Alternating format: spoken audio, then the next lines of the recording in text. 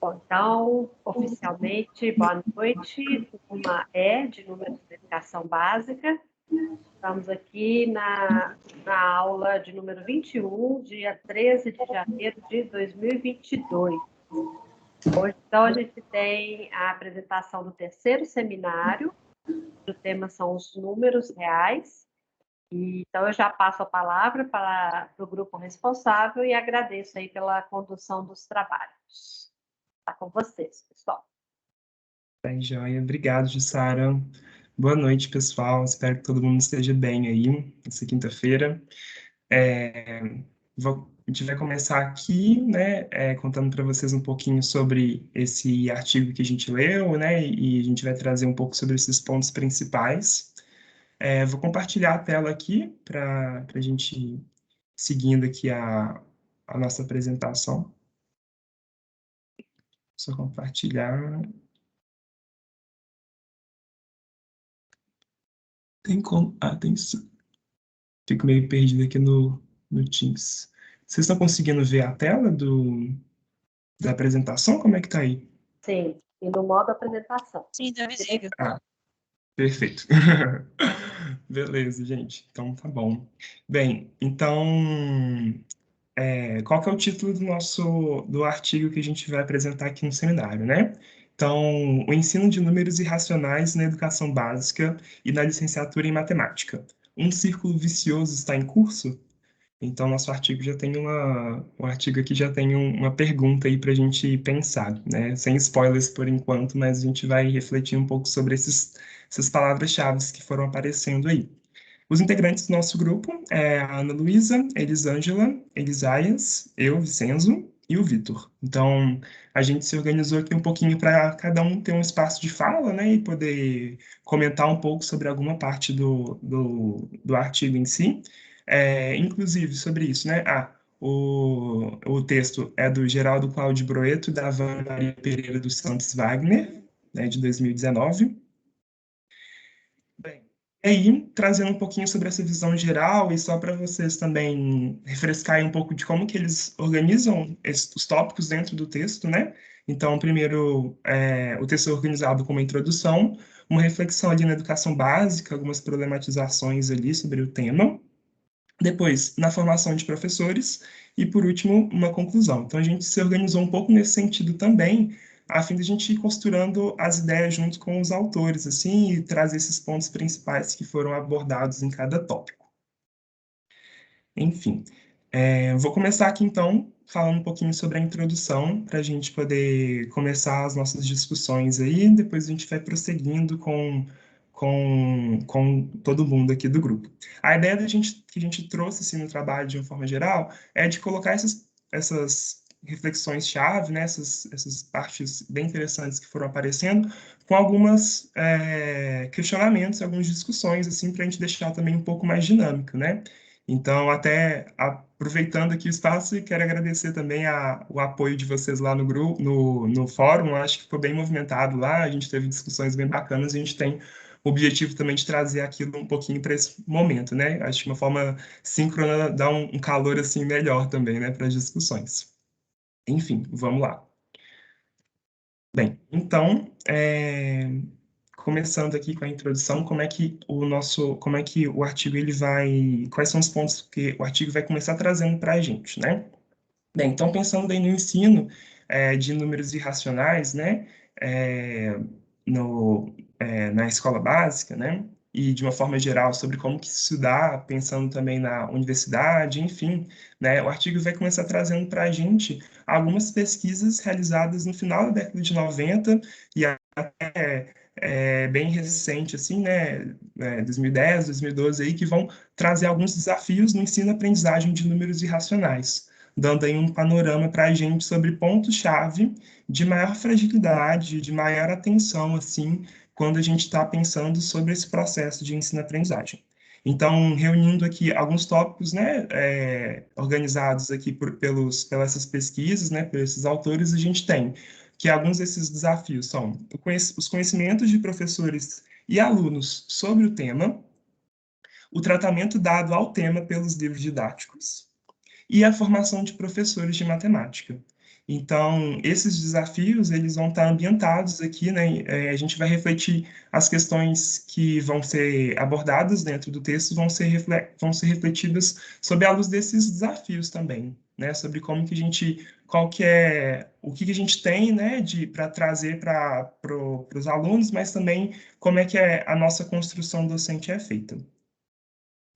Bem, outros pontos principais aí que vai ser abordado, né, nesse começo aí, dando essas pulgas atrás da orelha, é um pouco sobre como que esse ensino dos números irracionais ele acontece, né? Pensando nessa trajetória, educação básica até a universidade. Existe ali algum diálogo entre essas abordagens, né? Como que a gente observa isso na educação básica e como a gente observa isso na universidade, na formação de professores? Existe alguma interseção ali, alguma forma de diálogo? E como que a gente pode articular essas visões? Além, né, de uma reflexo aí sobre, pensando nessa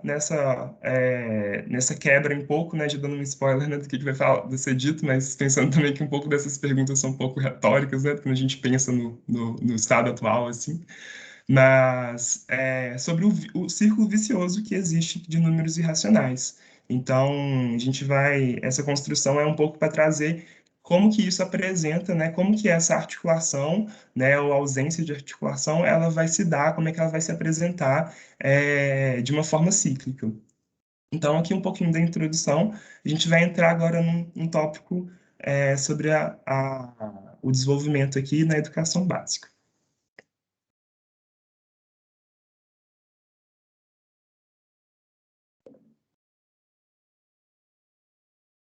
Elisângela, você consegue falar? Você está conseguindo falar no microfone? Eu só vou pedir para você ir passando o slide aí para mim, porque eu estou usando o celular, o meu computador, o notebook não está muito meu amigo, então Não, eu estou usando tranquilo, o pode celular. ficar despreocupado, eu passo sim. Você está conseguindo ver a tela? Tá, já estou visualizando. Ah, perfeito. Então, olá pessoal, boa noite, né? Meu nome é Elisângela. Nós vamos apresentar um pouquinho agora sobre números racionais na educação básica, né? Então, aqui no início do artigo, ele já começa. Vocês estão me ouvindo, aliás? Estão me ouvindo? Tudo certo. Sim, perfeito, Elisângela. Tá bem. Então, no início do artigo aqui, né, ele já começa falando um pouco sobre o PCN, né? Que discute as normas do ensino, né? Então, falando sobre números racionais, então ele sugere um caminho que a gente que possa seguir referente ao ensino desses números racionais, né? Principalmente ali falando sobre o tratamento do pi e tal. E tem uma problemática aqui também, que uma pesquisa sobre a pesquisa dos livros didáticos, né, que foram feitos por Lima e Nakamura e Souto, né, que eles analisaram os livros da educação básica, e nessas análises que eles foram feitas, não foram muito satisfatórias com referência ao ensino dos números racionais. Ou seja, é aquela forma que até a gente, nós talvez, não sei todo mundo, mas muitos já tenha passado assim na educação básica, né? Que é a forma que o professor ele vai desenvolvendo ali, apresenta os números racionais, ou seja, uma forma você vai resolvendo exercício, mas de certa forma o aluno ele não aprende a certa identidade dos números racionais, ou seja, não conhece os números racionais. Ele vai só desenvolvendo os exercícios. Até que o Vicêncio ele colocou um vídeo lá no, no fórum que mostra um pouco assim uma animação e ele conta um pouco a história dos números racionais. Então assim é bem interessante porque a gente vai só aprendendo, ou seja, é números racionais ou é conta, vamos resolver. E vai ficando esse caminho vago, assim, sem entender direito os números racionais. E esses autores vão desenvolvendo isso nos livros e, enfim, vai passando para os professores. E, às vezes, de certa forma, quando o professor, às vezes, ele não tem talvez não teve durante ali a sua formação, um conhecimento dessa importância, né? Até que no artigo cita que isso pode trazer um grande, me sumiu a palavra, mas enfim, pode trazer para o futuro, para o futuro, o aluno, ele passando sem esse conhecimento assim mais aprofundado, ele vai ter esse vazio aí que foi passado. Pode passar para frente, Vicente, por favor? Vicente? Ok. Vicenzo, desculpa. Então, essas lacunas, né, elas ficam abertas realmente por essa falta, às vezes, até de preparação. Até vou trazer uma pergunta aqui, numa discussão, que foi até bem interessante, que o Marcos falou, que foi até, inclusive, a primeira pergunta, foi até o que postei lá no fórum, que a pergunta era o seguinte: de acordo com o texto, ao analisar livros de matemática e educação básica, conclui-se que o assunto dos números irracionais é tratado ainda de forma rasa, o que ocasiona algumas lacunas conceituais na própria abordagem em suas pesquisas. Então, Nakamura, ele diz que a abordagem é superficial, como eu disse, e Lima, ele diz que que o assunto nos livros é obscuro, ou seja, de certa forma, não tem uma clareza assim do conteúdo. Então, com isso, né, até o Marcos respondeu lá, que nesse caso aí, como o livro não traz assim uma forma mais clara do conteúdo a ser levado até os seus alunos, o professor ele tem que buscar outros meios, né? O Marcos até colocou suas experiências, dos seus arsenal de ensino, outras formas de incluir para o aluno a disciplinas de números irracionais, para que eles possam entender melhor e não só aprendam apenas resolver ali as contas e entender, né? Aqui diz o seguinte, a questão central relativa ao PCN e à BNCC que permanece para o professor e como colocá-las em prática. A Jussara até fez uma pergunta dessa lá no final, como que a gente iria colocar isso em prática. Até eu nem tinha visto, não, eu vi quando eu fui responder aqui, abrir aqui, o Marcos é que tinha respondido. Então, eu acredito que uma das formas de colocá-los em prática seria mesmo, em princípio, né, uma preparação, né? O professor ele teria que ter uma bagagem, uma preparação para levar isso até os alunos. Aqui também tem falando sobre a raiz, né? A raiz de 2. E também está falando entre um consenso entre os autores da parte conceitual dos números irracionais, que apresenta ausência total ou superficialidade na abordagem de questões como segmentos incomensuráveis e representação decimal, que foi aquilo que eu falei, né? Que essa abordagem, às vezes, ela é vaga e superficial, então ela deixa essa lacuna, assim, que acaba, que no fim se torna esse ciclo vicioso, né? Se o aluno se tornar um futuro professor de matemática, como nós, e no meio do caminho, durante a graduação, ele não tiver essa preparação, ele vai acabar repetindo aquilo que o seu professor fez lá no ensino médio, na educação básica. Só adicionando aqui, né, nessa questão da educação básica também, é que o artigo vai trazer muito sobre como que o PCN e a BNCC, elas entendem isso. Então, como a Elisângela comentou... A Elisângela caiu, tá? Ela caiu? Uhum. Ah, tudo bem, eu continuo então. Então, aproveitando, né? Como a Elisângela comentou, a questão central, então, do PCN e a BNCC, né, assim, eles convergem nesse ponto de que, bem, a abordagem formalista, ela não é recomendada, né, a gente não vai ir por esse caminho, enfim, mas a questão que fica aberta é mesmo como proceder, né, por onde que a gente vai nesse sentido. E aí, uma reflexão aí sobre o que os próximos passos aí dentro do próprio texto é refletir sobre algumas propostas, né? E aí uma delas que a gente vai comentar daqui a pouco vai ser sobre a proposta do Dante, que está relacionada ao raiz de 2. Então a gente sabe que alguns números irracionais eles são mais queridinhos, assim, né? Quando a gente está falando que aparecem com mais frequência na educação básica. Raiz de 2 é um deles, né? Tem várias questões aí, né? Teorema de Pitágoras, enfim. Mas Lima vai comentar exatamente sobre isso, assim, né? Sobre essa questão de onde que tá, beleza, como é que a gente vai chegar e trazer isso com os alunos, né, de uma forma que respeite essa não formalidade e também não se trate apenas de de algo assim, uma questão de fé, né, de acreditar que aquilo dali não é uma decimal periódica, por exemplo. Então, é um pouco das problematizações que vão surgir acerca disso, né? Outra Posso questão. completar um pouquinho, Vicente? Pode, Jussara, claro. É só para lembrar daquela que a gente vem discutindo aqui sobre os números irracionais, né?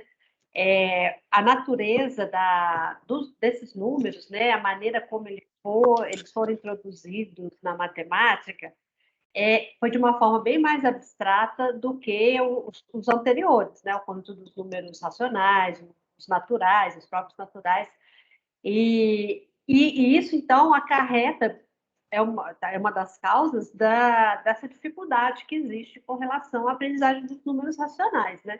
Então, uma abordagem desse conjunto numérico não pode ser superficial, simplória, como os autores aí estão questionando, né? Então, a natureza dos números já traz em si uma dificuldade, né? Então, isso demanda da gente maior cuidado.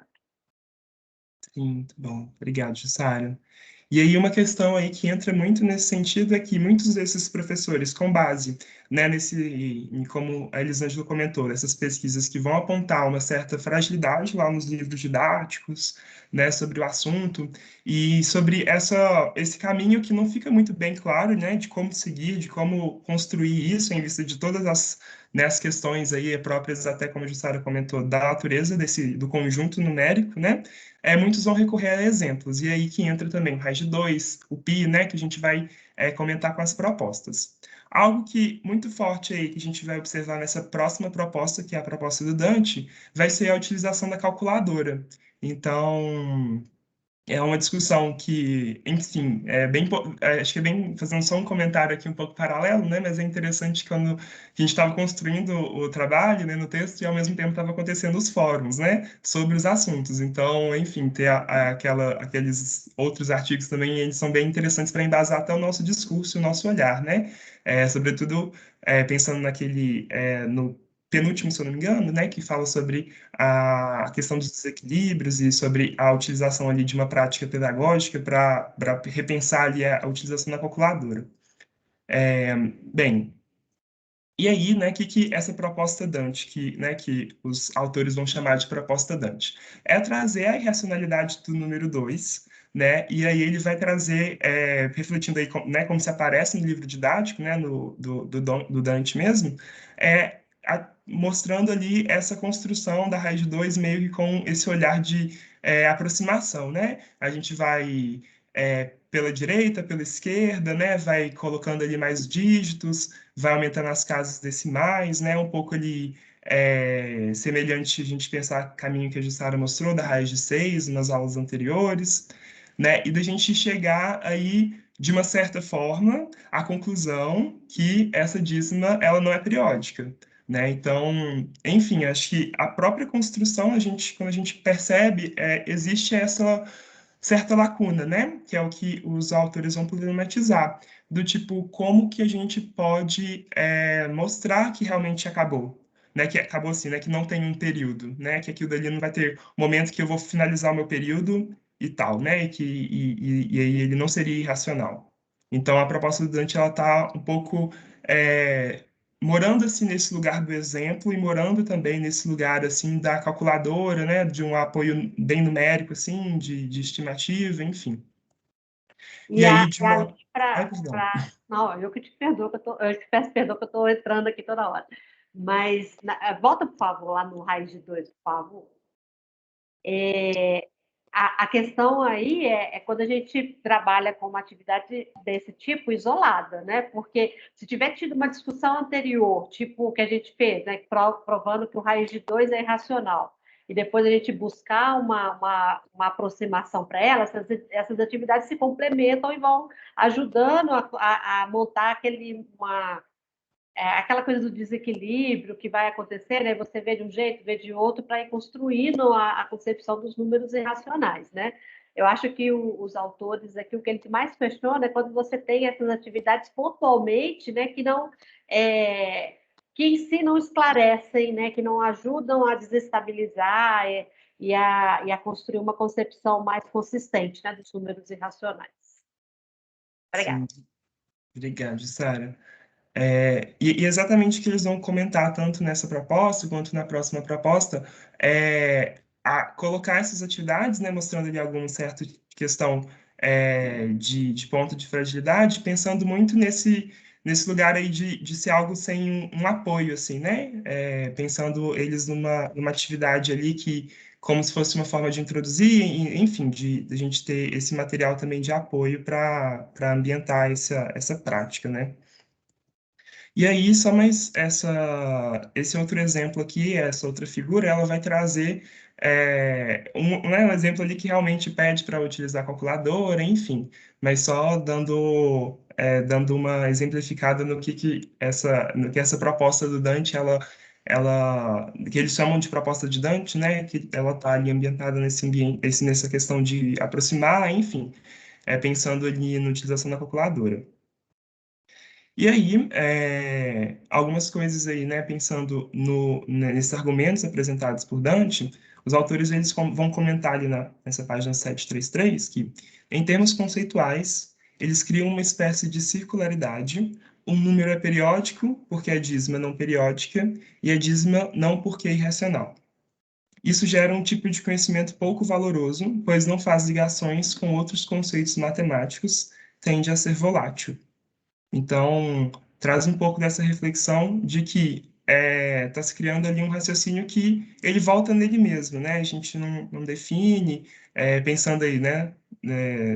Grifando aí nessa questão de trazer isso de uma forma única, né? Um conhecimento mais direcionado, assim, numa prática única, mas de uma certa circularidade ali na própria conceitualização, de que de que ele traz que o número ele é periódico, porque ele não é não periódico e é uma dízima porque não é racional. Então, a gente, no final das contas, a gente não está definindo muito bem, a gente está construindo, né, agora utilizando até um pouco do último texto que a gente leu sobre as pesquisas, né, sobre um pouco desse painel de mosaico de conceitos, se eu não me engano, é esse o termo que as autoras tinham utilizado, né, de que a gente está construindo ali várias implicações, mas que não se articulam, enfim. Essa ideia também um pouco desse conhecimento que eles podem, né, trazer de uma forma mais volátil, né, menos palatável assim para os estudantes.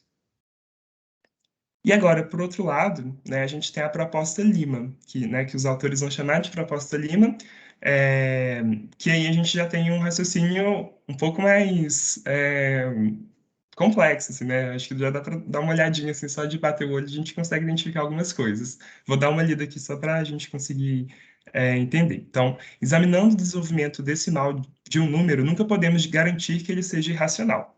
Mesmo o número π, que o livro diz ter sido calculado com 1 bilhão de casas decimais, na verdade já são 5 bilhões, poderia ser racional com um período muito grande. Aqui poderia ser feito um breve comentário sobre o método matemático. Um raciocínio simples mostra que não existem P e Q pertencentes aos inteiros, tais que P ao quadrado é igual a 2Q ao quadrado. Logo, raiz de 2 não é irracional. Daí ocorre que a expressão 1,41, 42, 13, né, não é periódica. Este é o verdadeiro argumento. O argumento contrário não é válido. Então, né, a gente já percebe ali, nessa proposta Lima, um outro tom, né, de mostrar ali, de trazer essa irracionalidade do número raiz de 2. E aí, de que forma que, né, como é que os autores eles vão, né, trazer isso também sobre esses pontos ali que se diferem da proposta do Dante, né? Então, alguns pontos, essa proposta é uma proposta alternativa, né, que eles vão trazer como Lima e apresenta algumas limitações. Alguns pontos não foram enfrentados. Por que o número não é racional, é necessariamente irracional, que seria de fato uma representação infinita e não periódica, isso existe mesmo, isso é um número. Então, além do fato da gente perceber ali, né, abater o olho nesse tipo de proposta, que ela requer ali dos estudantes um repertório de conhecimento, requer ali um outro olhar, inclusive, né? Inclusive, particularmente, essa foi algo que eu tive contato no começo da graduação, e, né, a gente percebe que tem esse repertório um pouco diferente também que exige dos estudantes. Além disso, né, dentro dessa proposta, né, que os autores vão entender como proposta Lima, tem a questão também desses métodos que a gente utiliza para encontrar a geratriz de uma dízima periódica. Então, segundo Lima, né, a gente tem aqui uma citação que a geratriz de uma dízima periódica composta é a fração cujo numerador é a parte inteira acrescida da parte não periódica de um período menos a parte não periódica, e cujo denominador é formado por tantos novos quanto são os algarismos do período, seguindo de tantos zeros quanto são os algarismos da parte não periódica. Então, aqui, por outro lado, né, de uma forma, a gente está, num primeiro momento ali, traduzindo um certo raciocínio, um caminho ali que passa por um conhecimento mais, que existe um repertório um pouco, né, maior, assim, dos alunos. Nesse segundo olhar aqui, os autores vão colocar que esses algoritmos eles não contribuem para a construção de conceito sólido de um número racional e posteriormente de um número irracional, porquanto não estabelecem relações fortes de causa e efeito. Então, pensando muito nessas perguntas que eles colocaram até sobre essa questão, se um número não é racional, ele é necessariamente não, se ele não é racional, então ele é irracional. O que seria essa representação infinita e não periódica, né? São conceitos que eles permanecem abertos, né? E a gente consegue... Eles não são conceitos simples, né? São conceitos que ficam em aberto e trazer algoritmos, trazer essas construções mais operacionais, elas vão trazer um raciocínio, não vão trazer uma conceitualização sólida, né? Não vão trazer ali um conhecimento mais articulado com tudo que foi apresentado.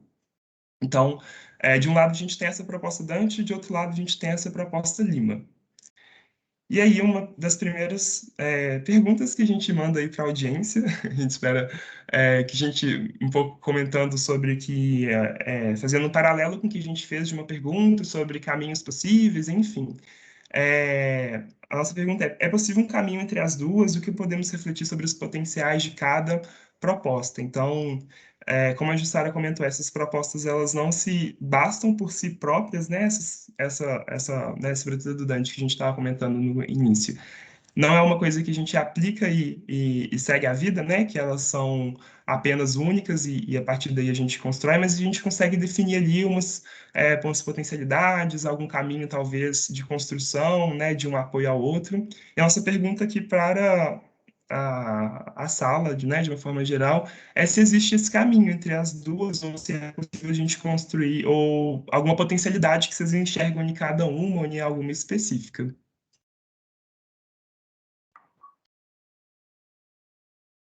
Se alguém puder participar.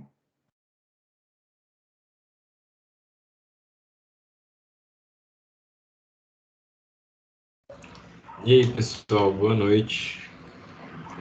E aí, Marcos, boa noite. Eu queria falar aqui que eu gostei muito do texto, parabéns pela apresentação até aqui. E eu acho que eu acho difícil esse caminho entre as duas. Eu acho que chegar nessa proposta é uma coisa que exige demais da gente chegar e pensar, porque eles me levaram a uma reflexão que quando a gente vai ensinando, aproximando, por exemplo, a gente tem uma prova, seno de tal ângulo é tal, utilize raiz de 2 como um número racional igual a 1,41. A gente não está utilizando em números irracionais, né? A gente está utilizando uma aproximação racional dele. Então a gente induz um pensamento para números irracionais e continua trabalhando com os números racionais. Isso aí eu confesso que me pegou um pouco nesse pensamento, que eu nunca tinha pensado por esse lado, e a gente acaba perdendo muita coisa aí. E eu pensei numa solução aqui essa semana, refletindo sobre esse texto. Uma proposta legal para a gente usar os números irracionais seria a gente usar, por exemplo, a representação do π ao invés do 3,14, a gente deixar os cálculos com o próprio número π. Eu acho que essa poderia ser uma indicação que a gente ali está trabalhando com um número, a gente não sabe qual que é esse número, que é um número irracional, a gente não vai saber quantas casas para frente ele vai ter, a gente não vai estar usando uma aproximação dele, e a gente vai estar conseguindo ali representar realmente números irracionais para os alunos, mesmo eles não sabendo, não chegando a esse número, eles vão estar sabendo que a gente ali vai estar usando um número racional, que o pi é um número racional, o porquê da gente está fazendo aquilo, o porquê da gente está deixando aquela representação.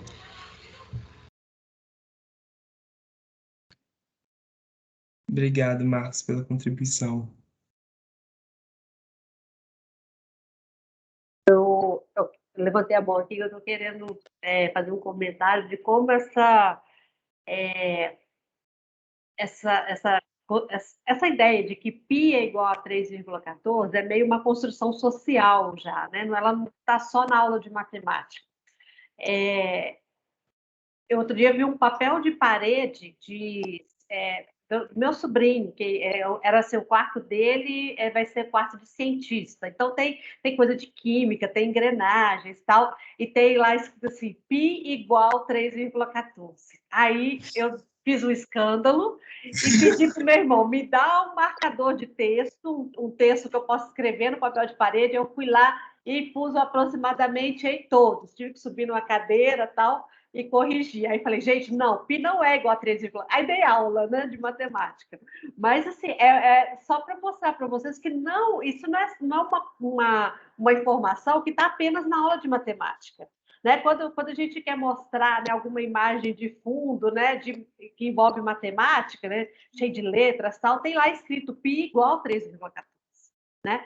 E aí, eu acho que é uma oportunidade que a gente tem, já que está no âmbito social, da gente conversar sobre essas coisas com as pessoas, né? De desmistificar a matemática, né? E de levá-la para a sociedade, né? Para ter esse tipo de conversa. Era isso que eu queria contar para vocês. Obrigada. Obrigado, Jussara.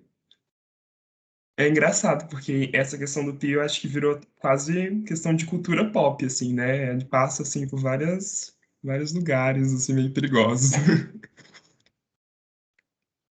Beleza, gente. Obrigado. Eu não tô conseguindo ver as mãos levantadas, então se alguém quiser falar, fica à vontade, tá? Eu vou passar aqui, mas aí a gente segue. Não, Obrigado. o Ricardo falou, vou fazer um comentário aí no chat, eu acho que eu vou querer conversar com todo mundo. Né? Ele falou assim, o nome já diz, algo que não é racional, ou seja, algo que não tem uma representação concreta simples.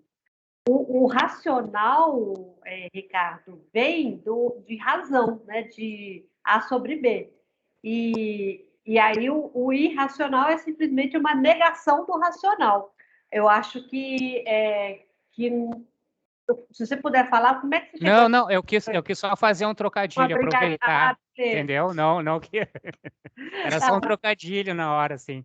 Tá, porque não, eu sei, o racional vem da razão, né? Isso, é porque também tem aquela brincadeira, né? Que é um número irracional, é um número que não pensa, né? Então a gente tem que ter cuidado com essas coisas. Não, era só uma...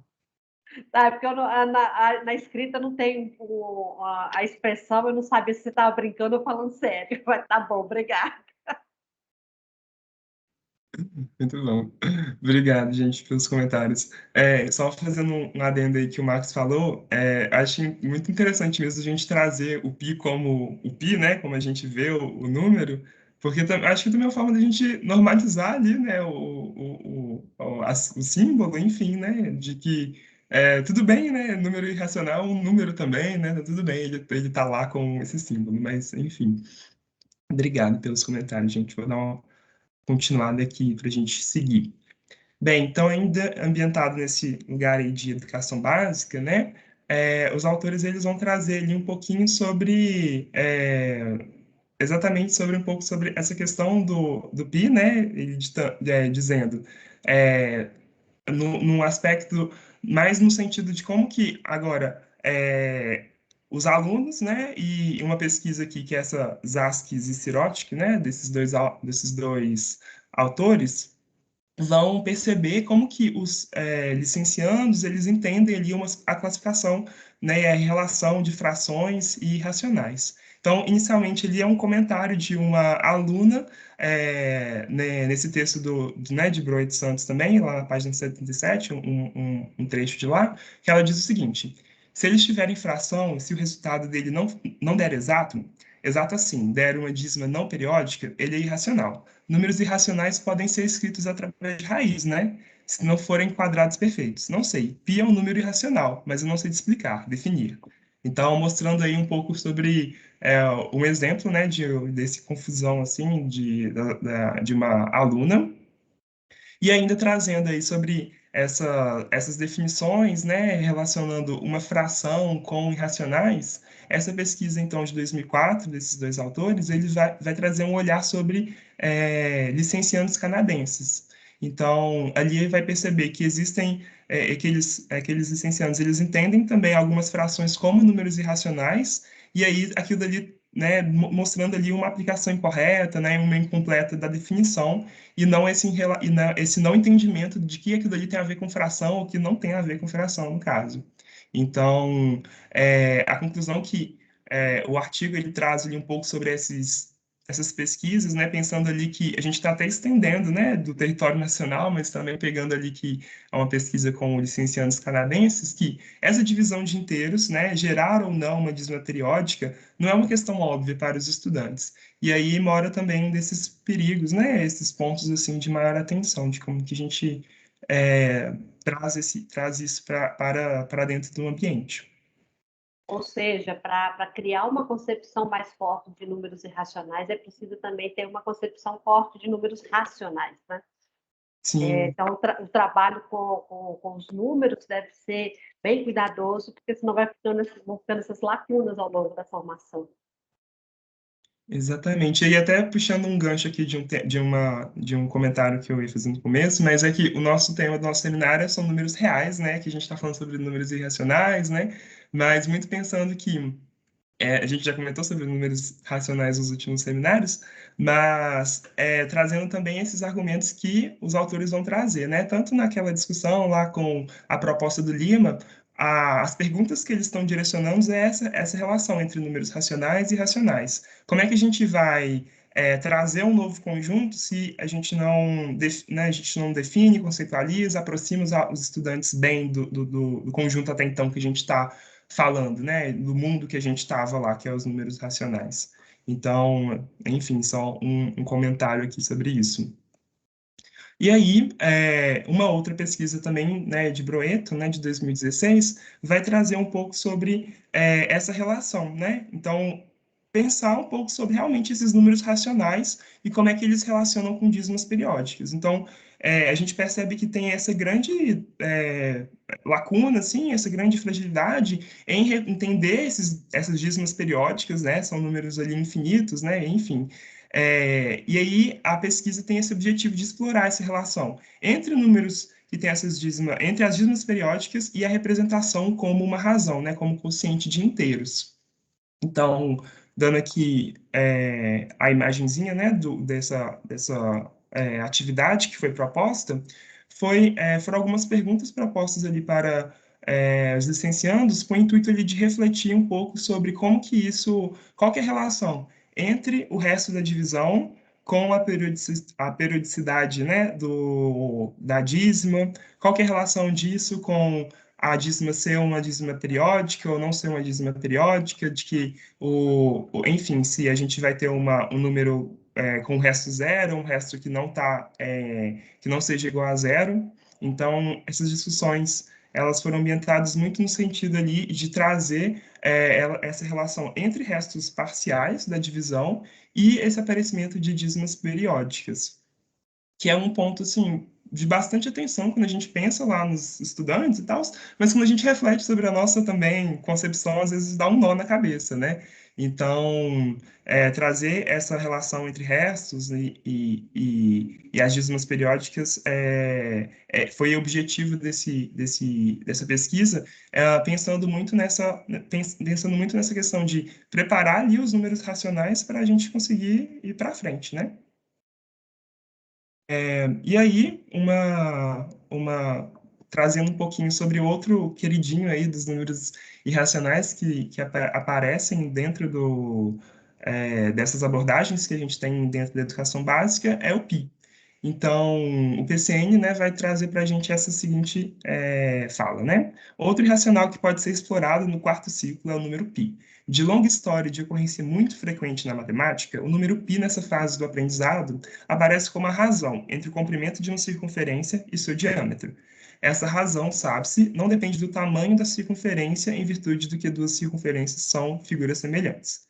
Então, aí só um adendo ali sobre o que o PCN vai entender e vai dar de parecer geral assim, sobre o π, né?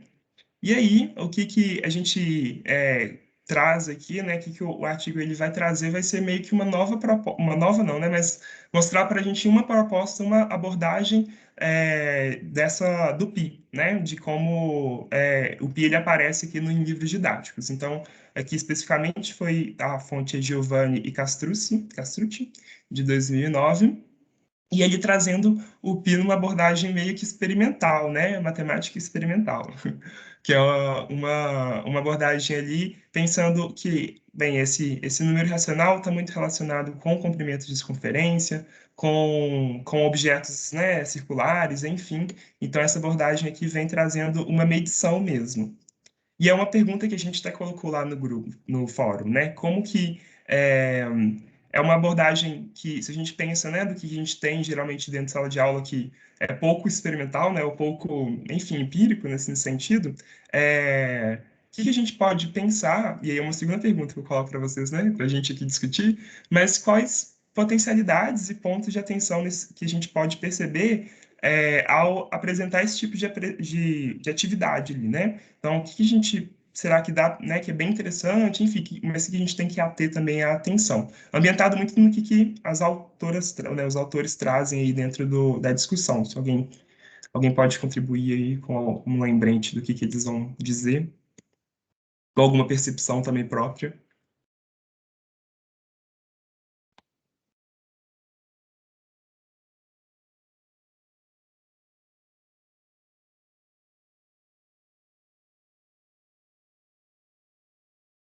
Alguém? Então eu falo. Obrigado.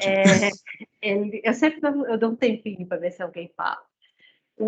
Eles colocam, faz uma problematização muito interessante, muito importante nessa parte aí, que primeiro assim, quando a gente vai medir esses objetos circulares, a gente nunca vai obter um número, ou melhor, a gente sempre vai obter um número racional, né? Porque o instrumento de medida não tem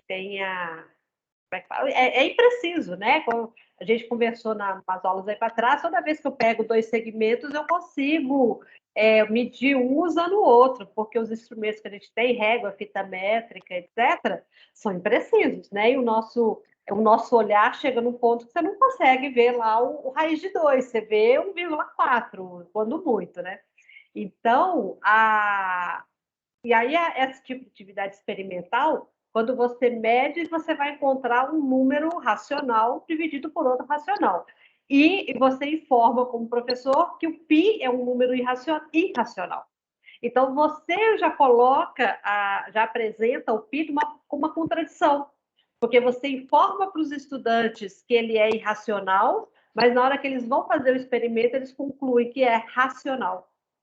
Né? E sem falar que sim, cada um vai medir de um jeito, cada um vai encontrar um número diferente, a gente quer mostrar que ele é 3,1415, etc., e ninguém vai chegar nesse valor. Né? Então, o professor vai conseguir arrumar mais problemas para ele do que esclarecer e definir o π de uma forma consistente. Né? Então, falta aí uma discussão prévia sobre incomensurabilidade. Obrigado, Jussara.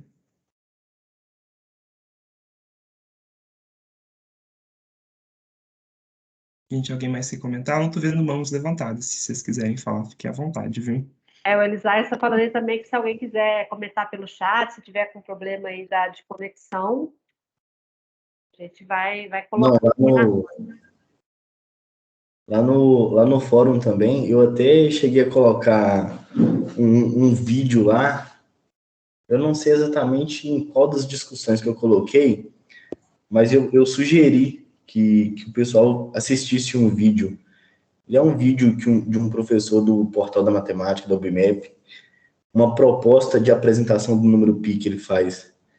E uma das ferramentas interessantes que ele pega e utiliza é o GeoGebra, para mostrar, né, como chegar, né, no número π por meio da aproximação.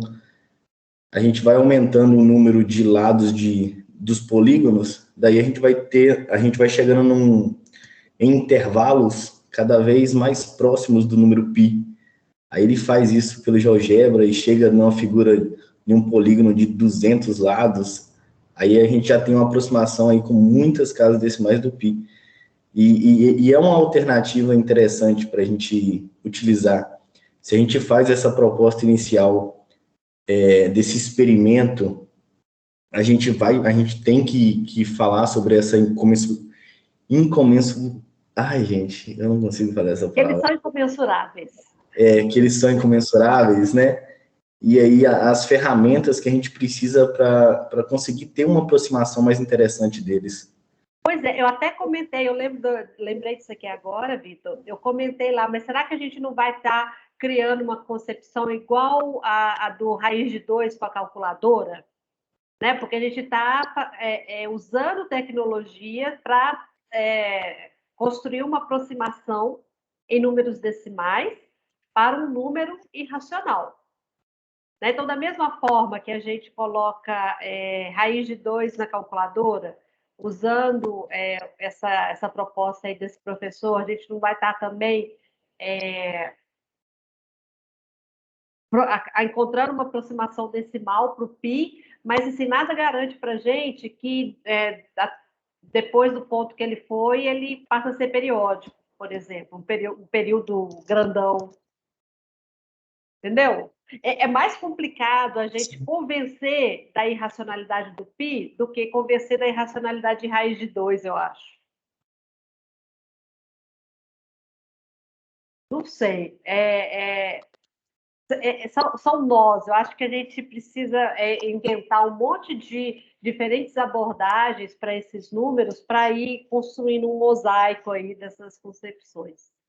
Você entendeu, Vitor? Eu não assisti o vídeo, mas eu comentei o seu comentário lá. Ou o professor tem uma estratégia para transpor esse problema que eu coloquei? Não, ele vai só mostrando. Mas é um rolê muito louco, porque tipo, por meio de ferramentas computacionais, você consegue ir ali mostrando para o camarada centenas, milhares de números, mas é o que você falou, você não consegue garantir que a partir de um certo ponto não vai começar a haver períodos, né? É uma loucura. Tanto é que eu acho que um dos motivos deles ficarem tentando encontrar tantas casas decimais aí do π é justamente para tentar encontrar, sei lá, em algum momento, uma periodicidade aí. Não, mas ele já existe uma demonstração de que ele é irracional. Ela só é mais complexa do que aquela lá que raiz de 2 é irracional. Existem várias, né? Mas aí tem uma demonstração de que π é irracional. Essa brincadeira de ficar procurando a extensão do π virou assim, um desafio, né? O recorde e tal, quantas casas decimais, e hoje em dia eles usam essa extensão já do π com 5 milhões, né? Que vocês falaram aí, de casas decimais ou mais. Parece que um autor falou 5 bilhões aí, mas eu acho que já chegaram a trilhões de casas. Ah, pois é. Eles usam isso para testar computadores. Potência de computadores. Porque processamento. Eles já sabem quais são as casas decimais, então aí vai testar um computador usando essa informação sobre o π. E π, igual como o Vicenzo disse no início, né, é um dos queridinhos aí dos números irracionais, né? Sim, eu fiquei aqui refletindo até, inclusive, sobre isso, de que, não sei, né, mas, assim, talvez trazer isso para os estudantes desse universo de desafios, assim, do PI, sobre essa questão, essas notícias que são bem documentados, assim, a gente tem muito material, assim, para isso, para eles, talvez, né, ser mais um contato, não o único, né, mas, assim, mais um contato deles com essa realidade, assim, dessa, nossa, realmente, é muitas casas decimais, né, assim, É, sabe? a gente não precisa, a gente pode filosofar na aula de matemática, trazer história, né? Essa informação ligar com computação, com a história da matemática para falar sobre o pi. Olha que coisa inusitada, né? A gente não precisa ficar só assim, ó, pi é irracional. Ó, agora mede a latinha de refrigerante, mede a circunferência, mede diâmetro, divide, não acha o pi, né? Não precisa ficar nessa. Sim, exatamente. Obrigado, gente. Vou passar aqui para a gente continuar, então. Tinha só. Ah, perdão, eu não vi as mãos. Eu não levantei a mão, não. Foi um pensamento que veio aqui agora.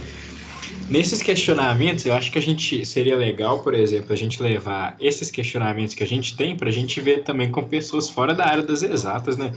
Porque, por exemplo, a gente que gosta dos números, a gente pensa, nossa, a gente precisa mostrar que os outros, esse lado dos números racionais, mas a gente levar, às vezes, isso na escola, eu fico pensando se, por exemplo, um aluno que não gosta de matemática, será que mostrar um número pi assim, cheio de casos decimais, será que ele gostaria realmente desse conhecimento? Será que ele não ficaria ainda mais assustado com a matemática?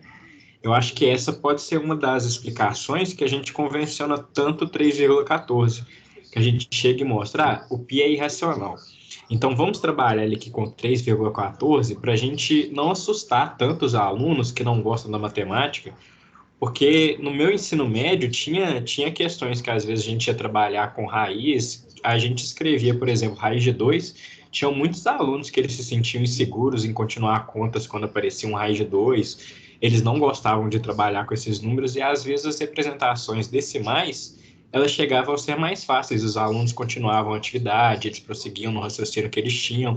A gente tem que ver até que ponto que a gente falar, na nossa opinião, é bacana, porque a gente gosta, a gente trabalha, mas até que ponto que os outros alunos da nossa escola, eles não ficariam assustados com toda essa quantidade de informações novas sobre números racionais que a gente estaria apresentando para eles numa aula de matemática. Eu quero comentar essa fala aí do Marcos. Eu acho que na nossa vida prática a gente consegue se virar super bem com números racionais. Né? A gente não precisa de pi ou de raiz de 2 para medir as coisas, por exemplo. Né? A gente se vira bem com uma régua, com uma fita métrica. Então, essas pessoas que você está falando aí podem se assustar com a matemática, eu preferia olhar desse jeito. Né? Se elas não pretendem, né, estudar mais em matemática, o mundo dos racionais pode ser suficiente para ela lidar com as questões do dia a dia. E aí a gente esbarra de novo naquela questão da natureza desses conjuntos numéricos. Né? O que suscitou a criação dos números, a denominação dos números irracionais, é algo bem mais sutil dentro da própria matemática, né?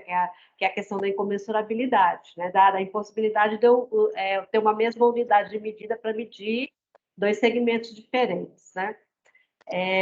Mas a ideia que eu estava falando sobre levar esse tipo de discussão para a aula já seria mesmo de uma questão mais humanista da matemática, né? De levar a história da matemática, essa discussão sobre essas competições de encontrar casas decimais, para até ir ao contrário do que você está falando, Marcos, de mostrar esse lado humano da matemática, de filosofar sobre as Para coisas. desmistificar um pouco a matemática.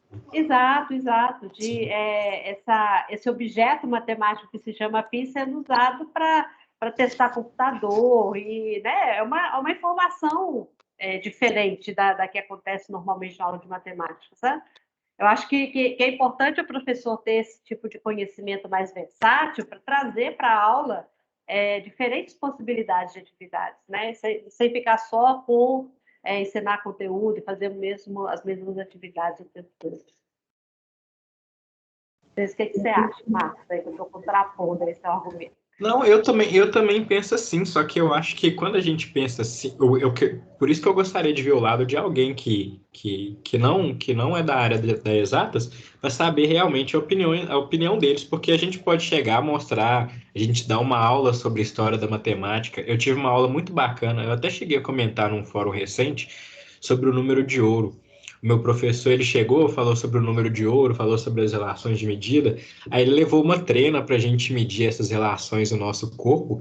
Eu achei muito, muito, muito bacana a aula. E teve alunos que podem ter pensado: nossa, que aula chata, para que que eu vou querer saber do número de ouro aqui? Para que que eu vou saber de quantas casas decimais tem o pi se eu quero estudar outra coisa totalmente diferente? Aí eu penso igual você, Jussara, mas aí eu gostaria de saber a opinião de outras pessoas que estão por fora para ver como é que elas entenderiam essa aula de história da matemática, como é que elas pensariam essa funcionalidade da história da matemática na vida delas, que elas não levariam isso para frente, não estudariam isso depois.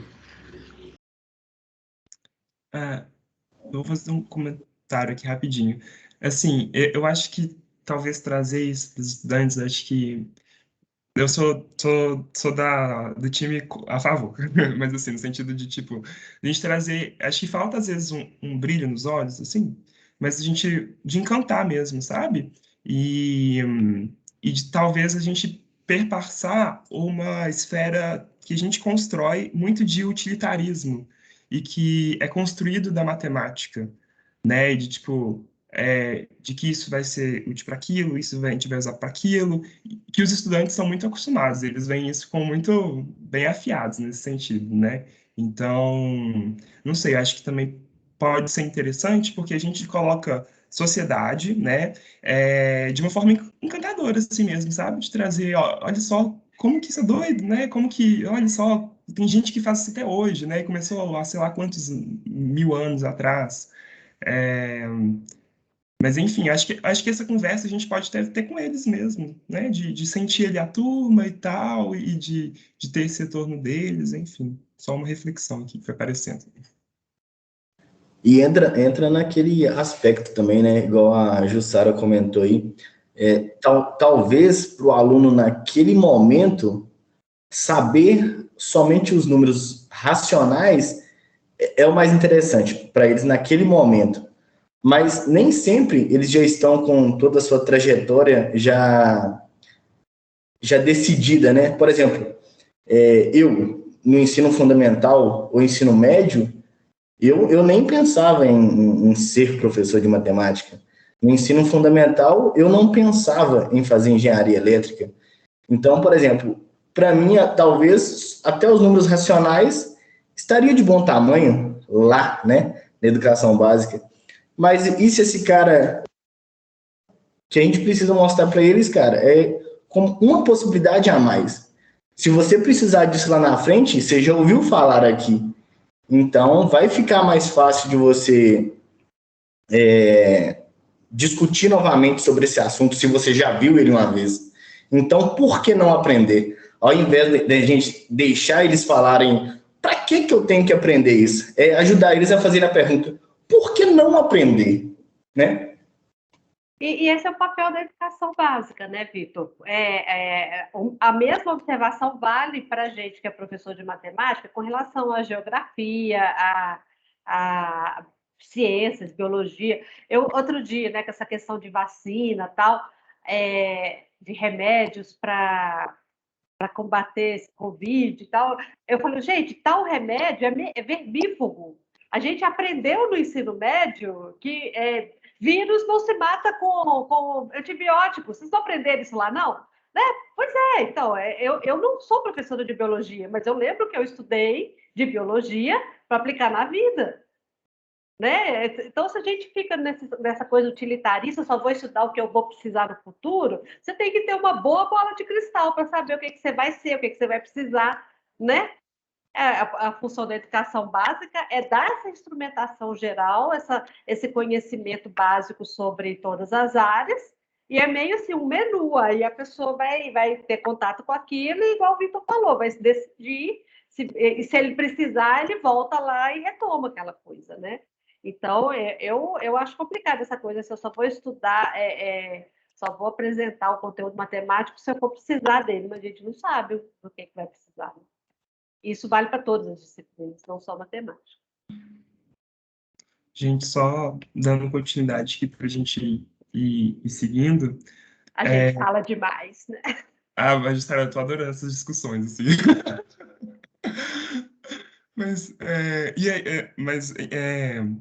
Sobre, né, essa proposta aí que a gente... Opa, passei errado. Mas aí sobre, então, essa proposta que a gente estava, né, discutindo sobre o PI, enfim, o que eles vão trazer, né? É muito que a Jussara comentou lá sobre esses conflitos que vão gerar de trazer o PI, primeiro, ele é uma constante, né? E cada aluno vai encontrar um número diferente. Segundo, o PI, ele tá como uma razão, e os números que a gente está obtendo, né, na medição, que já tem uma questão aí do instrumento de medida que vai oferecer para a gente um número racional, né, de uma imprecisão, enfim, de uma questão ali do universo do físico, né, do material mesmo, do pi ali como uma razão, né, uma razão de números que são racionais. Então, enfim, isso daí gera um conflito e acaba entrando ali no lugar de cuidado mesmo, né? De onde que a gente vai levar isso. Então, inclusive, o PCN vai colocar para a gente que deve estar atento para o fato de que o trabalho com as medições pode se tornar um obstáculo para o aluno aceitar a irracionalidade do quociente entre o comprimento da circunferência e seu diâmetro, uma vez que ele sabe que as medições envolvem apenas números racionais. Então, enfim, a gente tem esse cuidado aí para pensando nessa proposta, essa terceira proposta que os autores vão comentar. E aí, gente, agora a gente vai para uma segunda parte aqui um segundo momento lá do texto, que é depois que a gente reflete um pouco sobre a educação básica, em que pé que esses negócios estão acontecendo, né? Como é que tá as coisas acontecendo por lá e pensando nessas propostas, né? E problematizando pontos, enfim. Um segundo momento, eles vão trazer ali um pouco sobre a formação de professores. Como é que qual que é de onde que está vindo isso, né? Essas práticas pedagógicas e tal. Então, pensando aí sobre também algo que diz muito respeito a gente, né? Então, vou passar aqui a palavra para os meninos. Oi, pessoal, boa noite. Meu nome é Ana. Eu vou falar um pouco sobre números da escola básica na formação de professores de matemática. Eu vou começar com essa frase, né, que eu destaquei, que é: na graduação em matemática, os números irracionais aparecem quase sempre indiretos. Eu vou falar um pouco, vou ir passando e a gente vai entender o porquê dessa frase. Começando com uma coisa que eu acho que todo mundo passou em algum momento da vida, eu tenho certeza, acho que no início do curso, que é aquele contato que a gente tem com os números, né? Normalmente que os professores, eles acreditam que eles entendem que a gente já conhece, fica uma coisa pré-estabelecida que a gente já tem um contato com os números, então assim, eles já chegam meio que atropelando. Normalmente isso acontece com os números irracionais, é uma consequência do ensino médio. Tanto que a gente trata mais eles de uma forma secundária, que a gente vê nas disciplinas, a gente trata mais limite, derivadas e integrais, enfim. Pode passar, por favor. Vincenzo? Foi. Nesse segundo, a gente fala um pouco sobre como que essas disciplinas avançadas, os números racionais podem aparecer como parte de um contexto maior e fundamental, para apresentar os tópicos de cálculo diferencial integral de forma lógica, bem organizada.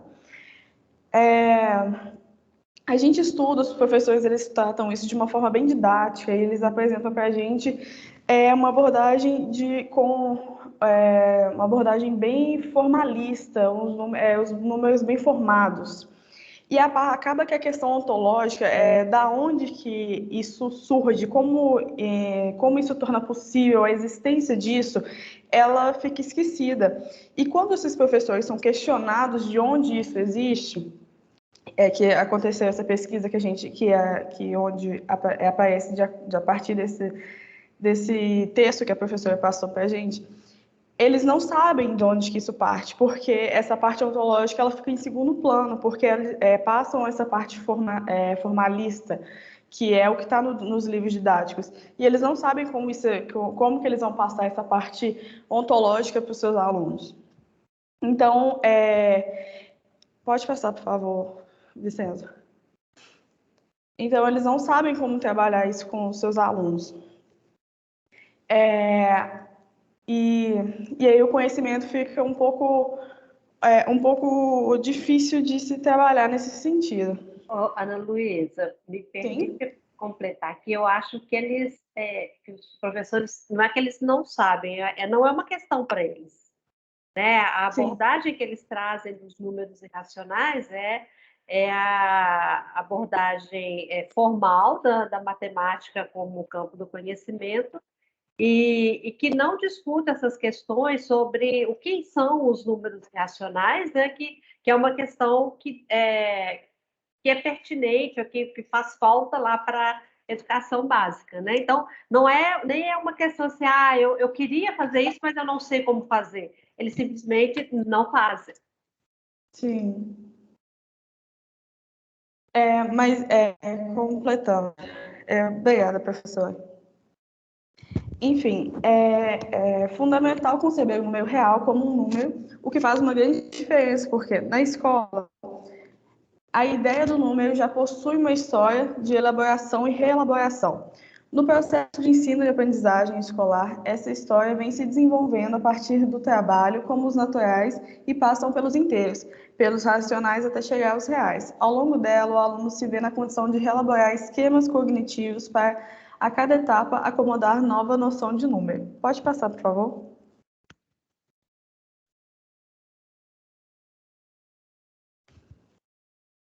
É aí que a gente se volta naquela questão dos números irracionais, porque a gente falou um pouco dos reais e a gente vê que os números irracionais eles são tão importantes quanto, porque eles desempenham um papel muito central na na constituição dos números reais, que a gente chega nesse questionamento muito interessante que está no nosso artigo. Como seria possível passar dos racionais aos reais sem descrever o conjunto dos números reais? Os racionais são parte do sistema numérico, sem os quais o conceito do número real é incompleto. Basta descuidar-se dos irracionais e todo o sistema desmorona, o que é um questionamento muito interessante. Se alguém quiser comentar, eu deixo em aberto. Eu deixo esse espaço em aberto para poder comentar esse questionamento.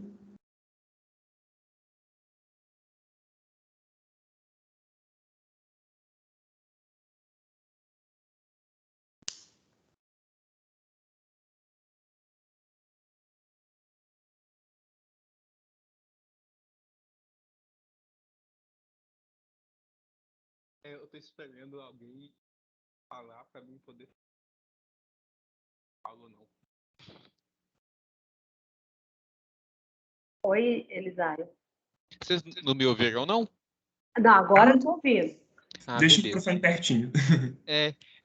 Engraçado que às vezes o microfone funciona, às vezes não, e no Hangouts também não funciona, eu não entendi o porquê. Pode falar, gente. Questão se vocês acham isso mesmo, se precisa de falar dos irracionais, até para falar dos reais, ou só dar um pulo mesmo. Não tô falando da minha parte ainda não, tá, gente? Só tô querendo que vocês comentem alguma coisa.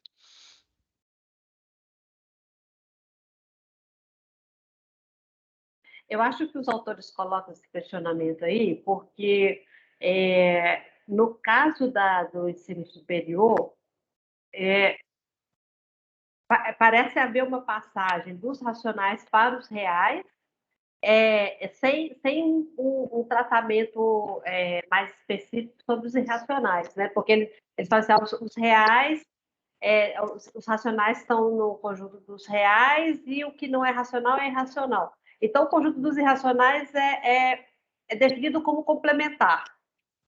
Né? Ele não tem uma dedicação cuidadosa a eles como é dado aos racionais, por exemplo, né? E isso faz parte da abordagem mais formal dos números reais no curso de Fundamentos de Análise, por exemplo. Beleza. Pode passar aí, Vicenzo?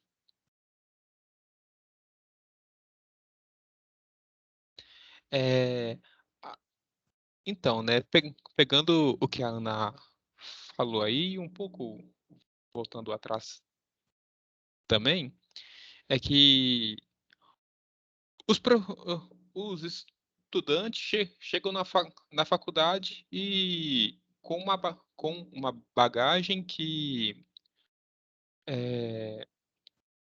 do ensino básico, não tem um certo formalismo dos números irracionais, uma construção muito bonitinha, não, nem muito bem construída. Até mesmo é um conjunto de números mesmos que tá ali. São só números, não tem uma certa importância mais basal mesmo. Aí ele chega na faculdade, aí tem todo um formalismo, até uma utilidade de maior até, na prática, em usar esses números. Aí aprende isso, aprende todo a estrutura do número, mas quando ele sai da faculdade, ele tem uma outra segunda ruptura, na verdade, ele fala isso nos próximos slides, estou só adiantando aqui, aí ele tem que parar de novo, aí ele tem que meio que deixar um pouco de lado esse conhecimento para tentar explicar de uma outra forma para os alunos. Nisso até, né, tem essa matéria que já também, números na escola básica, eu vi isso no final do artigo, para ajudar mesmo, para ter essa discussão. Um dos textos aqui é que geralmente o professor recém-formado chega à escola com uma abordagem de conteúdo muito formal e indispensável, mas não é suficiente, visto que não possui uma prática de ensino que tenha abordagens adequadas e necessárias para o dia a dia da sala de aula. Que é difícil, né? A gente também não pode chegar lá para o aluno e tentar provar que raiz de 2 não é um número irracional pela aquela prova do elo, até que foi feito mais no início aqui. A pessoa, eles têm que ter uma certa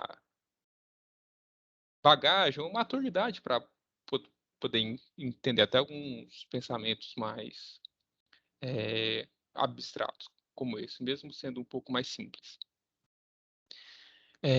Aí é bom eles até falar que depois, numa outra parte, o Schumann, que é bom o professor ele ter até fala que um verdadeiro arsenal de conhecimentos, de vivência, ilustrações, exemplos, analogias, um monte de coisa para mostrar para o aluno que esses números são diferentes e até dar importância para eles também. Eu até estava pensando na discussão aqui que talvez tipo assim, a gente não consegue medir eles com os instrumentos, eles não são tão, talvez, visíveis assim, mas só que, dependendo, mas eles são muito necessários para ter algumas outras coisas do nosso cotidiano. Eles são muito usados para isso. Aqui fala, né, de duas subpinturas, deixa eu ver isso. Da subpintura, o jovem estudante universitário é confrontado com problemas em sala de aula que se refere às coisas com as quais foi confrontado na escola. Naturalmente, ele esquece essas coisas rapidamente e completamente. Quando ao final do curso da faculdade, ele se torna um professor e é esperado dele que ensina matemática elementar de forma tradicional e pedante. Isso os estudantes mais novos, é difícil deles absorverem isso. Na verdade, não é nem porque é questão de capacidade, né? É uma questão mesmo de maturidade de treino, sei lá, alguma coisa desse tipo.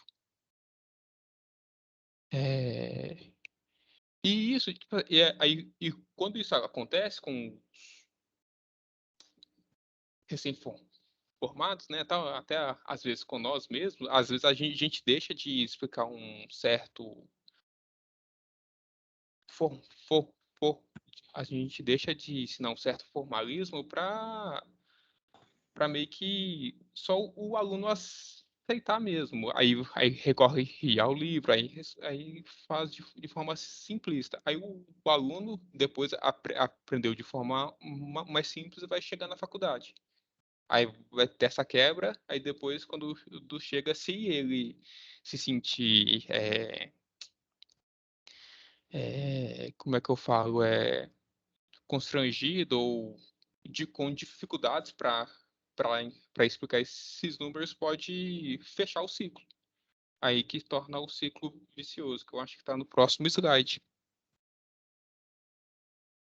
Que é esse, o rompimento com a matemática superior, retorno ao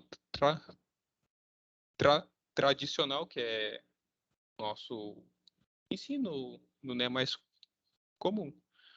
Aí depois, aí os conceitos dos alunos ficam prejudicados, vai para a faculdade, tem o conhecimento aprimorado, depois volta de novo. Aí uma das questões, né, talvez quebrar esse ciclo em algum desses pontos. Talvez um ponto mais claro de se quebrar é quando está saindo, né, na transição da faculdade para a aula. Mas também para isso é necessário que o profissional tenha, né? Esse artigo fala bem da experiência de vocês, da nossa experiência, né? Como na educação básica e no ensino superior, né? Com relação aos números irracionais. Você sentem isso na pele? Sim.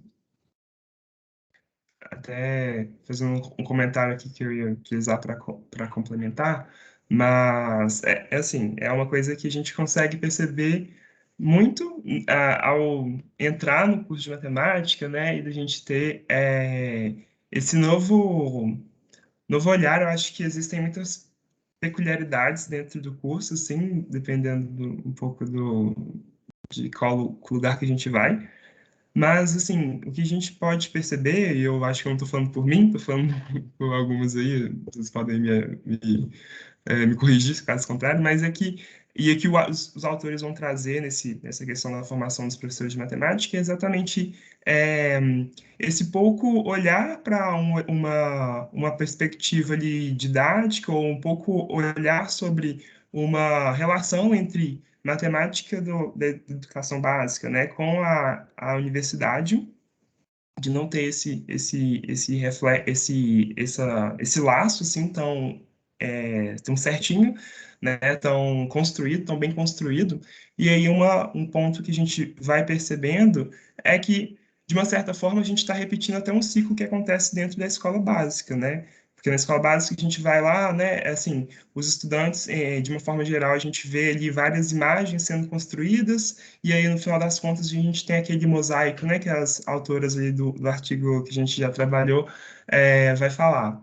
E aí, quando a gente a gente reflete sobre, de uma forma geral, né, que acontece nisso, esse contato que a gente tem, é mais uma peça ali no mosaico, né? Então, falta ali uma certa articulação. E aí, um ponto bem importante que eu achei bem interessante, assim, que os autores aqui nesse artigo trazem, é a necessidade de tanto que, apesar do curso de matemática, ele vai ter um direcionamento de bacharelado e licenciatura, mas que ambos grupos consigam fazer esse diálogo com a educação básica, tanto porque os bacharéis, eles vão, um caminho deles possível, né, provável, é de se tornar professores do ambiente acadêmico, né, e enfim.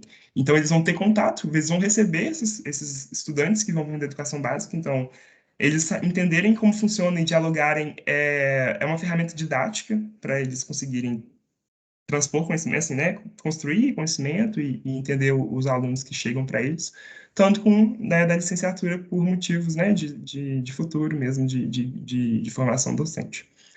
Mas sim, é uma coisa que eu particularmente sinto bastante.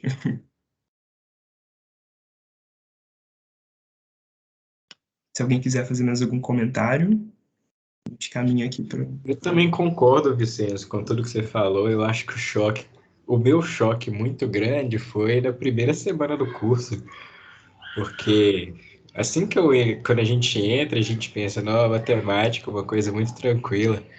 Aí eu entrei fazendo igual todo mundo, a gente faz aquela matéria geometria analítica, álgebra linear, cálculo, resolução de problemas. E eu vi aquele tanto de letra, eu falava, nossa senhora, quando é que vai voltar aqueles números do ensino médio, aqueles números que eu aprendi a gostar de matemática, aquelas continhas que eu sabia fazer, dava aqueles números, aquele tanto de coisa pra gente provar, eu falava, nossa senhora, isso aqui não é pra mim não.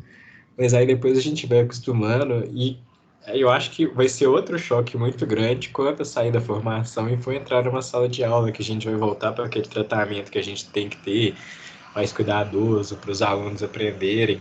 Eu acho que essas matérias que a gente faz de educação básica, inclusive eu acho que no EAD a gente perde um pouco dessa experiência, que eu acho que a gente fica muito prejudicado pelo EAD, de não ter esse convívio em sala, que eu acho que em salas de discussões seriam ainda melhores.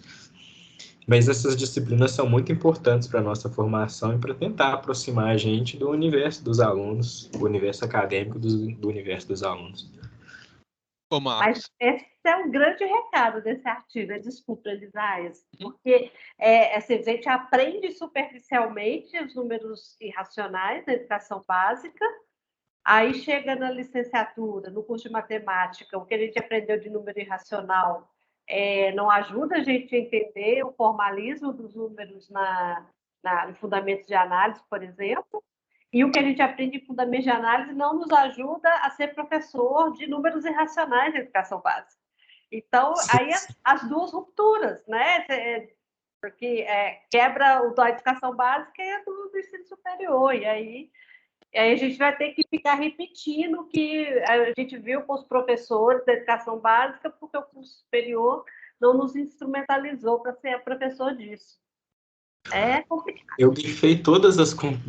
acho que vai chegar nas 5 últimas páginas, tudo eu chegava e grifava, que eu falava, nossa, isso aqui é exatamente importante. E são essas discussões que todas eu faço PIBID, faço residência pedagógica, a gente sempre volta nessas discussões, a gente não consegue fugir dessas discussões, que a gente tem que aliar não só o conhecimento para números irracionais, mas todos os conhecimentos que a gente tem na graduação, para tentar pensar formas de adaptar essa parte teórica que a gente vê com a parte que a gente vai ter que ensinar para os alunos.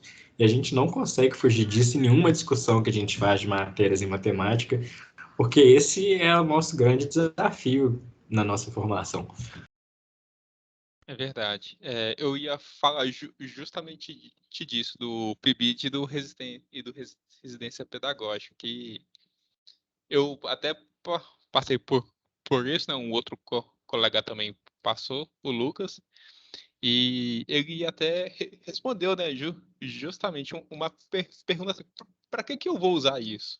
Foi até com o número de ouro, que no celular dele tinha para tirar foto, aparecia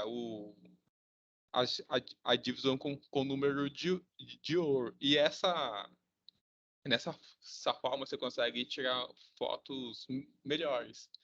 Aí isso meio que deu uma encantada no aluno lá. Oh, que legal e tudo. Aí ele gostou. Aí já deu uma ajudada.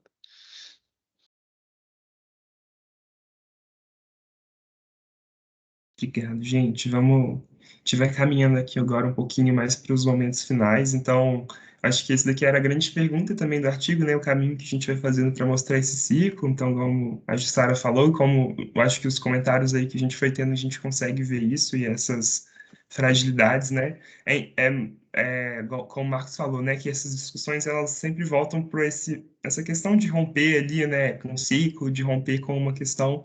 E eu acho que pelo menos para mim, fica muito forte essa importância mesmo de a gente propor momentos aí e uma reflexão sobre a nossa prática a partir de vários instrumentos, ferramentas que a gente tem na nossa formação, né, e uma procura também própria também para uma formação continuada, enfim, mas também de entender que é um processo bem forte, né, estrutural, histórico, né, enfim, que é uma coisa que vai caminhando e a gente precisa meio que dar umas subvertidas aí, né. Vou passar aqui, opa, para a nossa caminhando para a conclusão. Aí, Vitor, está aí? Estou aí na atividade. Ô, pessoal, eu vou fazer aqui algumas considerações finais, né? A gente percebe, então, que faltam ainda, né, muitas conexões entre a matemática escolar, né, que é a matemática vista na educação básica, e um formalismo matemático, que é mais visto aí no ensino superior. Então, a gente precisa aí buscar, né, como fazer essas conexões, para a gente ter essas aproximações, para a gente executar um trabalho mais interessante. E a gente sabe também, né, que essas abordagens que ocorrem na educação básica, que são mais superficiais, tanto as abordagens feitas na educação básica, quanto no ensino superior, quando é superficial demais, isso vai ocasionar aí consequências que a gente pretende evitar. Pode passar, Vicenzo? Sim. Mas aí, justamente essas abordagens, essas consequências aí que a gente quer evitar, a gente já vai começando a ter ideias aí, né, justamente com as iniciativas, né, em prol desse novo olhar entre ensino escolar e universitário, né, justamente nessa disciplina que a gente está cursando, né, como os autores aí mencionam, são iniciativas que já vão oportunizar esse questionamento, né, e essa disciplina que a gente está fazendo e tantos debates que a gente está participando aí, vão funcionar para a gente como justamente como incentivadores como uma propulsão, né? Um questionamento que a gente inicia agora e que ele não se finda agora, mas vai ser aí uma provocação para que a gente continue se questionando e não deixe isso finalizar somente nessa disciplina, né? E uma outra iniciativa que a gente tem aí, né, fora essa disciplina, né, de números na educação básica, a gente tem também, né, o IFSP, Campus do Jordão, né, no curso de análise que dialoga com a matemática escolar. E daí o questionamento, né, isso é suficiente? Aí a resposta acho que é não, né? Porque a gente vai ter duas universidades que já estão começando com essa iniciativa, mas é uma iniciativa ainda tímida, né? Se a gente vai pegar isso por meio de uma perspectiva nacional, né? A gente está só dando os primeiros passos aí, mas muito ainda precisa ser feito. Nós já estamos aí com aquela responsabilidade, né? Já fomos questionados, incentivados a trabalhar mais o tema e fazer a diferença e quebrar esse círculo vicioso, né? Pode passar? Exatamente, Vitor. Você já tem esse desafio aí nas mãos, né? Porque a gente está vendo que a complexidade desse assunto, né? Tanto do ponto de vista matemático quanto do ponto de vista do ensino, do conteúdo. E aí, nesse ponto, eu me lembro do artigo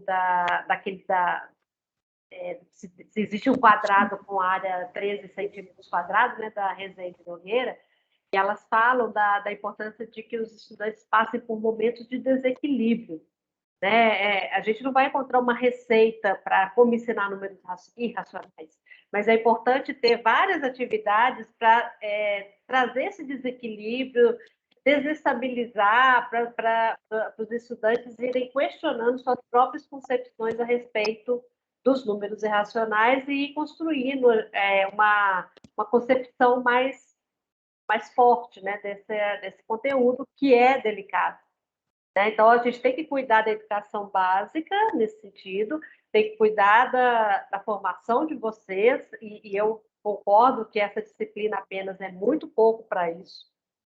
E vou até aproveitar que eu estou com a fala aqui, deixar o convite para vocês para a próxima aula, que a gente vai fechar essa parte dos números reais, né? Vamos tentar fazer esse exercício que os autores estão propondo, a gente trabalhar com as concepções de vocês. Né? Vocês lembram daquele que a gente primeiro trabalhou com as questões relativas aos estudantes da educação básica, depois as questões relativas à formação de professores, né? Dos problemas que existem, as lacunas que existem com relação aos números irracionais. E esse artigo agora que junta os dois, né? Então, na próxima terça-feira, vamos encontrar aqui para falar dessas concepções, para vocês dizerem assim, olha, gente, me falaram que pi é irracional, mas eu ainda não acredito, ou então, né, eu acho sempre que é possível encontrar um maior número no intervalo, aberto, e por aí vai. Vamos trabalhar com essas concepções aqui, vamos filosofar um pouquinho sobre elas, tá? Na próxima aula, para a gente fechar, porque a recomendação é essa, né? Que a gente trabalhe a partir das concepções dos futuros professores, que são vocês. Então, vamos trabalhar com isso, tá? Mesmo que seja um pouquinho, né? Que não é suficiente, mas é bom para a gente levantar a poeira aí. Tá bom? Vamos lá, Vitor, desculpa ter te interrompido. Nada a desculpar. Interrompa sempre que quiser.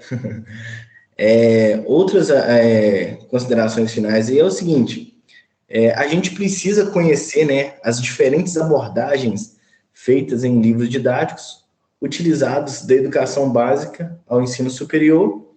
E o seguinte também, ó, a prática docente, a participação em debates e a realização de pesquisas são indispensáveis para a construção contínua de uma sequência didática sobre números irracionais, cada vez menos superficial, né? E pensando aí na criação dessas sequências didáticas que possam ser produzidas a partir da análise de várias abordagens diferentes.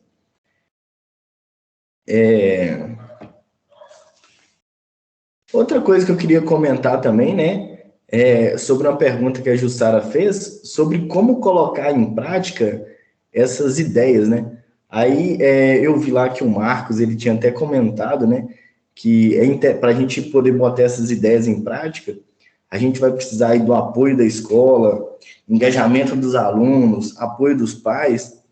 Aí eu queria só comentar o seguinte, que isso de apoio das escolas, muitas escolas, pelo menos estaduais, a gente tem que aprender a ir já para o mercado já sabendo que a gente tem que arrumar um jeitinho para trabalhar, tendo ou não o apoio da escola e tendo ou não o apoio dos pais, porque essa questão de apoio, isso é muito relativo, porque às vezes as pessoas querem tentar apoiar, mas sem uma bagagem pedagógica por trás disso, só com meras opiniões.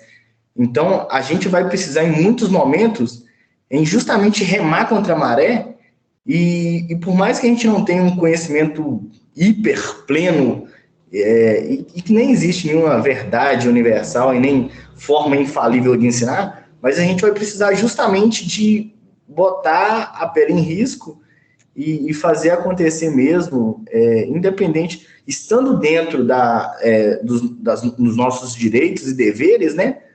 Muitas coisas que a gente vai fazer, muita coisa que a gente vai tentar inovar, é justamente botando o peito para a batalha e fazer acontecer, sem esperar um apoio em si. E quem tem a formação são vocês, né? Justo. Quem tem a formação para ser professor de matemática. Os profissionais somos nós.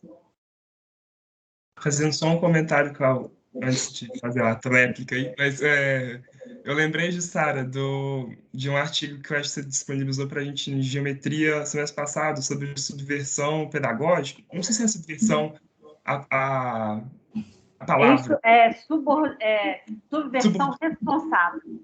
Ah, isso, criativa, uma coisa do tipo. Sim, insubordinação criativa ou subversão responsável. Não, eu acho que veio aí essas definições e aquele artigo que eu li com a fala do Vitor. Enfim, É só para esclarecer para a turma que é o seguinte, são práticas de professores em particular que não seguem literalmente as regras, né? Mas não por preguiça ou sei lá o quê, mas porque discorda das regras. As regras prejudicam os seus alunos. O professor tem um compromisso ético com os alunos.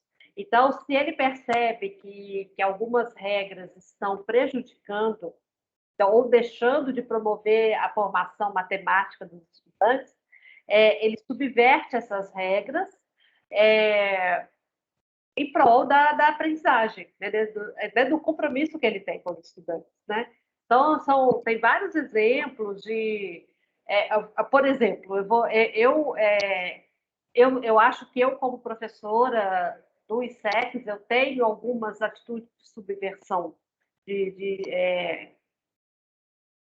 subversão responsável. Por exemplo, eu sou a única educadora matemática do departamento de matemática. De vez em quando, eu oferto uma disciplina que se chama modelagem na educação matemática, para a gente discutir práticas diferenciadas para o ensino de matemática. Sim, nada é ilegal, eu vou procurando as brechas, né, as possibilidades que me são oferecidas nesse contexto para fazer o que eu acredito como educadora. Eu não sigo as regras, né, de eu só tenho que fazer isso, só tenho que cumprir currículo, eu tenho que não sei o quê. Eu interpreto as regras de tal forma a ter um compromisso com a formação dos meus estudantes. Que é um exemplo aí dessa insubordinação criativa. Oi, Elisaias. Eu ia te perguntar isso, se você era... É que eu só conheço você mesmo, que da educação, que normalmente da educação fica lá na FAI, né? E não no ISEX. Aí achei mó legal isso. E é uma atitude de subordinação criativa. Muito necessário, Jussara. Enfim, gente. Se alguém tiver mais algum comentário, alguma contribuição, mas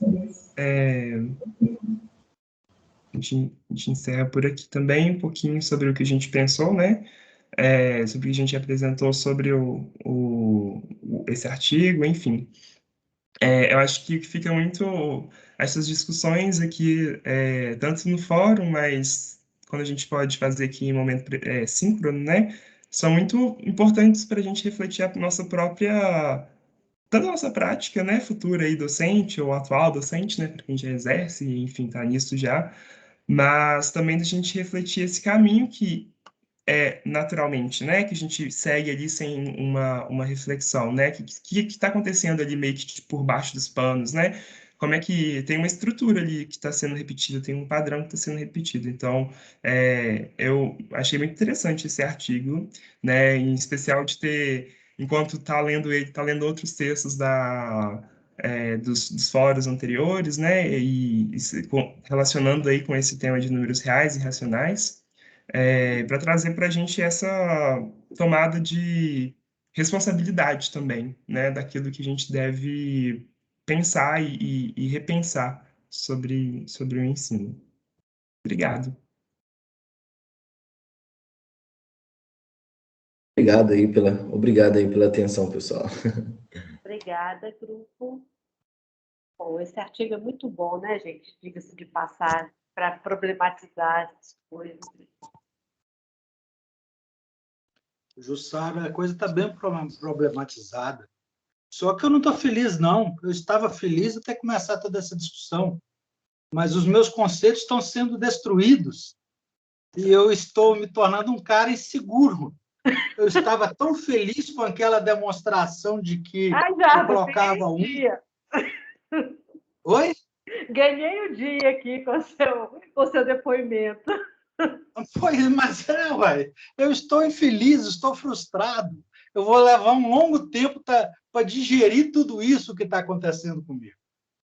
Entendeu? Eu estaria muito satisfeito com aquela apresentaçãozinha de 1, raiz de 2 e 2, né? Elevando ao quadrado e mostrar aqueles valores. Para mim estava ótimo. Aquilo ali me atendia para chegar ao número irracional. Agora não, a coisa está ficando feia para o meu lado. Pois é, Jarbas. Eu acho melhor você as coisas serem desconstruídas aqui do que você passar aperto lá na sala de aula, ao vivo, junto com os seus estudantes, né? Porque essa questão dos números irracionais é muito complexa, embora não sejam os números complexos, é delicado do ponto de vista da matemática, do ponto de vista do ensino,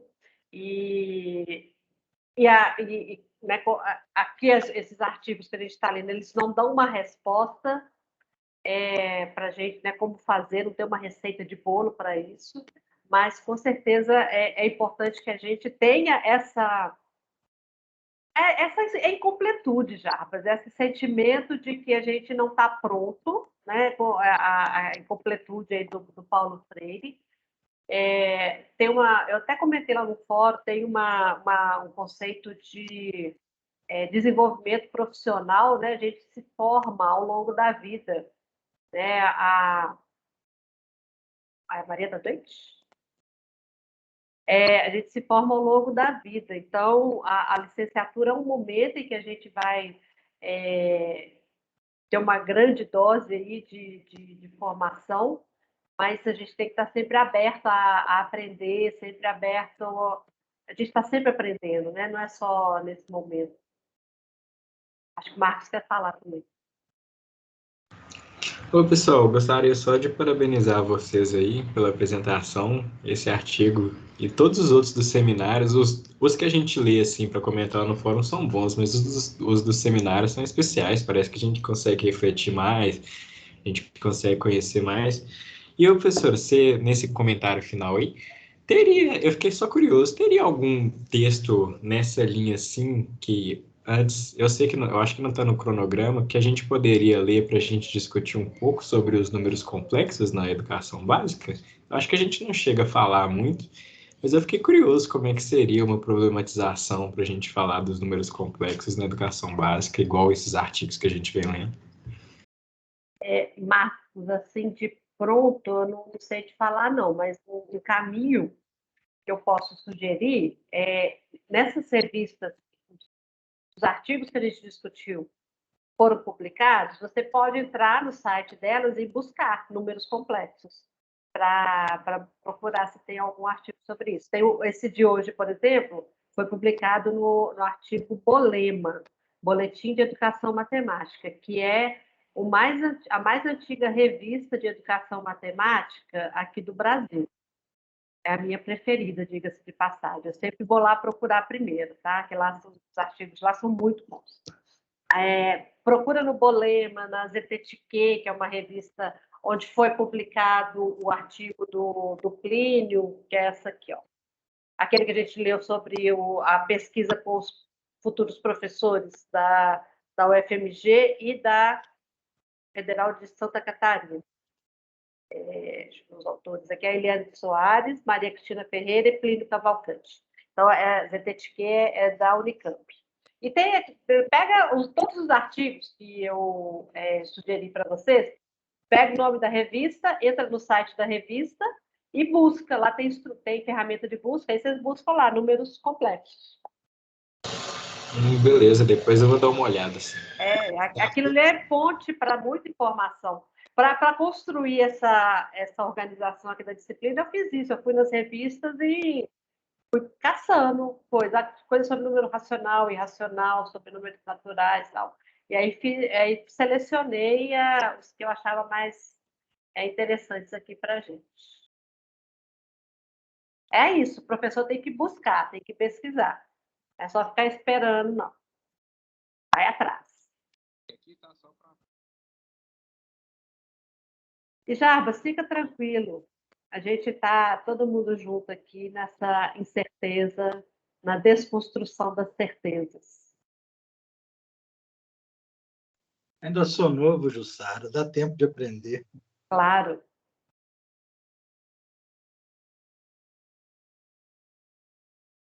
Podemos encerrar? Muito bom, grupo. Parabéns, obrigada. Oi, gente, desculpa aí, não deu para ficar logado. A internet aqui está estável. Tivemos um problema aqui no condomínio. Todo mundo aqui está com essa instabilidade, a gente não está conseguindo ficar conectado. Mas bom que você participou um pouco, Elisângela. Bacana. Os pingadinhos, depois eu vou rever. Isso. Ok, pessoal?